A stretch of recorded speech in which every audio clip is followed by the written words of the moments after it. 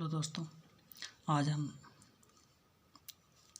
Science का जो तीसरा पार्ट है धातु या मैं धातु, उसको हम नोट्स की सहायता से पढ़ते हैं, रिवाइज करते हैं। कोशिश करूँगा जल्दी से ये इसका रिवाइज हो जाए। धातु वे पदार्थ जो सामान्यतः चमकीले, विद्युत तथा ताप के सुचालक होते हैं और ध्वनिक यानी जिनमें चोट मारने पर आवाज़ आती है, आघातवर्धनीय यानी पीटने पर वो फैलते हैं, पतली चादर बन जाती है, धातु कहलाते हैं। सोना, चांदी, लोहा आदि क्या है? धातुएं हैं। अगर उदाहरण पूछे तो सोना, चांदी और लोहा अधातु। वे पदार्थ जो सामान्यतः विद्युत तथा ताप के कुचालक होते हैं, भंगुर यानी चोट मारने पर बिखर जाए, है ना। भंगुर का मतलब होता है पीटने पर बिखर जाते हैं। भंगुर प्रकृति के होते हैं और ये सामान्यतः चमकीले होते हैं, चमकीले नहीं होते, अधातु कहलाते हैं। जैसे ऑक्सीजन, नाइट्रोजन और सल्फर इसके एग्जाम्पल है। अगला टॉपिक देखते हैं। एक बार इसमें मैं आपको बता देता हूँ, इस लेसन में से जितने भी इम्पोर्टेंट क्वेश्चन बनते हैं, जो एक लाइन की क्वेश्चन आते हैं, एक एक नंबर की क्वेश्चन बनते हैं, तो उन सारे क्वेश्चनों को मैंने सारे क्वेश्चनों को एक जगह पे ले लिया है ताकि आपको लेसन में से आपको ढूंढना नहीं पड़े। तो यहाँ पर मैंने सारे क्वेश्चनों को यहाँ पे कवर किया है। तो देखो, वह धातु जो कमरे के ताप पर द्रव है, पारा धातु है लेकिन द्रव है। वे धातुएं जो चाकू से आसानी से चाकू से आसानी से काटा जा सकता है, एक तो सोडियम और पोटेशियम। ऊष्मा की सबसे अधिक चालक धातु होती है सिल्वर, पहले नंबर पे। दूसरे नंबर पे कॉपर। ऊष्मा की कुचालक धातु कौन सी होती है? सीसा और पारा। ये धातुएं हैं लेकिन कुचालक है, जिसको लेड और मरकरी भी कहते हैं। लेड यानी सीसा, मरकरी यानी पारा। सर्वाधिक आघातवर्धीय तन्य धातु कौन सी है? सबसे ज़्यादा आघातवर्धीय, आघात का मतलब जिसको पीटने पर ज़्यादा फैलती है, तो सोना है। तन्य का मतलब जिसका पतला तार बना सकते हैं, है ना। सर्वाधिक अभिक्रियाशील धातु होती है पोटेशियम। सबसे ज़्यादा क्रियाशील कौन सी होती है? पोटेशियम होती है। क्लियर। 100% शुद्ध सोना होता है 24 कैरेट का, और जो गहने बनाते हैं वो 22 कैरेट के होते हैं। 2 कैरेट यानी 2% इसमें क्या होता है? अशुद्धि मिलाई जाती है। पीतल मिश्र धातु किसका होता है? पीतल होता है जिंक और तांबा का। कांसा किसका मिश्र धातु होता है? टीन और तांबा का। और सोल्डर मिश्र धातु किसका होता है? सीसा और टीन का। सोल्डर क्या होती है? जो वेल्डिंग करने के काम में आता है ना, एक तार सा होता है जिसकी सहायता से वेल्डिंग करते हैं, वो उसको बोलते हैं सोल्डर।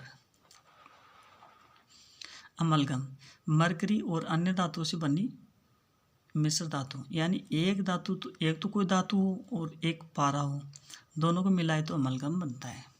गैसद लेपन, इसको गैल्वेनीकरण भी कहते हैं। लोहे को जंग से बचाने के लिए जिंक की परत चढ़ाई जाती है, इस प्रक्रिया को यशद लेपन कहते हैं।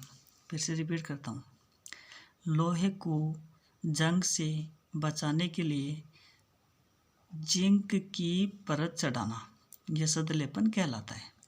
लोहे को जंग से बचाने के लिए जिंक की परत चढ़ाना क्या कहलाता है? यशद लेपन। तन्यता की परिभाषा क्या है? धातुओं को खींचकर पतले तार में परिवर्तित करने की प्रक्रिया को तन्यता कहते हैं। आघातवर्धनीयता, धातुओं को पीटने पर पतली चादर में बदलने की प्रवृत्ति आघातवर्धनीयता कहलाती है। सक्रियता श्रेणी, धातुओं को उनकी क्रियाशीलता के अवरोही क्रम में व्यवस्थित करने की सूची को सक्रियता श्रेणी कहते हैं। यानी कि सबसे ज़्यादा क्रियाशील धातु कौन सी है उसको ऊपर रखेंगे, फिर कम क्रियाशील को। इस प्रकार से जो पैटर्न बनता है उसको हम सक्रियता श्रेणी कहते हैं। धातु के रासायनिक गुण, पहला तो वायु में दहन। धातु को वायु में दहन कराने पर धातु ऑक्साइड में बदल जाती है। जैसे मैग्नीशियम को ऑक्सीजन से क्रिया कराएंगे तो मैग्नीशियम ऑक्साइड बनेगा। जल से विक्रिया, धातु और जल दोनों अभिक्रिया करेंगे तो धातु ऑक्साइड बनेंगे और हाइड्रोजन गैस बनेगी। कौन सी गैस बनेगी? Hydrogen gas. फिर क्या है? सोडियम और यहाँ पे पोटेशियम। Na का मतलब सोडियम, K का मतलब पोटेशियम, सोडियम और पोटेशियम आदि धातुएं ठंडे जल से अभिक्रिया करके यानी ठंडे जल से तेजी से अभिक्रिया करती है और निकलने वाली हाइड्रोजन तुरंत जलने लग जाती है। H2K यानी पोटेशियम और जल दोनों क्रिया करके सोडियम हाइड्रोक्साइड बनेगा और पोटेशियम हाइड्रोक्साइड बनेगा और जल हाइड्रोजन गैस बनेगी, जल बनेगा।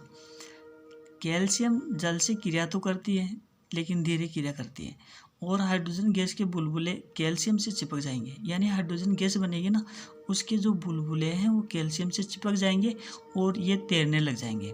मैग्नीशियम गर्म जल से अभिक्रिया करता है, ध्यान रखना गर्म जल से अभिक्रिया कौन करती है? मैग्नीशियम। लेड, कॉपर, सिल्वर और ओरम, ओरम यानी सोना। देखो मैं आपको बताऊँ, लेड यानी होता है शीशा, ये तांबा है, कॉपर, ये अर्जेंटम है, अर्जेंटम का मतलब होता है चांदी, सिल्वर, चांदी का प्रतीक Ag होता है। ये ओरम है, ओरम का मतलब होता है सोना, गोल्ड, ये सोना ओरम, ये अर्जेंटम, ये कॉपर यानी तांबा और यह तांबा है यार। और यहाँ पे ये लेड है, शीशा है, शीशा, शीशा का ना प्रतीक Pb होता है। ये जल से क्रिया नहीं करता है, आपको पता है कि शीशा पानी से क्रिया नहीं करेगा और चांदी भी पानी से क्रिया नहीं करती, लेकिन ये धातु है। धातु की अम्लों से क्रिया, धातु और अम्ल क्रिया करेंगे तो लवण और जल हाइड्रोजन बनेगा। धातु अम्लों से क्रिया करके लवण और हाइड्रोजन बनाते हैं। आयनिक यौगिक, यानी आयनिक यौगिक कैसे कहते हैं? वे यौगिक जिनमें आयनिक बंध पाया जाता है आयनिक यौगिक कहलाते हैं। Na+ और Cl-, तो NaCl यानी नमक बन गया, तो नमक क्या है? आयनिक यौगिक है। आयनिक यौगिकों की गुणधर्म, भौतिक प्रवृत्ति, आयनिक यौगिकों के मध्य प्रबल आकर्षण होता है, जिसके कारण से ये ठोस, कठोर और भंगुर प्रकृति के होते हैं। और आपको पता है जैसे नमक होता है उस कितना भंगुर होता है, उसके ऊपर आप चोट मारते हो तो बिखर जाता है। और गलनांक और क्वथनांक ज़्यादा होता है। विलेयता, आयनिक यौगिक सामान्यतः पानी के अंदर घुल जाते हैं। और विद्युत चालकता, आयनिक यौगिकों का जलीय विलयन विद्युत का चालक होता है, अगर उसमें पानी मिला दे तो करंट आने लग जाएगा। अयस्क, खानों से प्राप्त पदार्थ जिनमें से कोई उपयोगी पदार्थ निकाला जाता है, वह उस पदार्थ का अयस्क कहलाता है। यानी खानों से प्राप्त पदार्थ जिनमें से कोई उपयोगी पदार्थ निकाला जाता है, वह उस पदार्थ का अयस्क कहलाता है।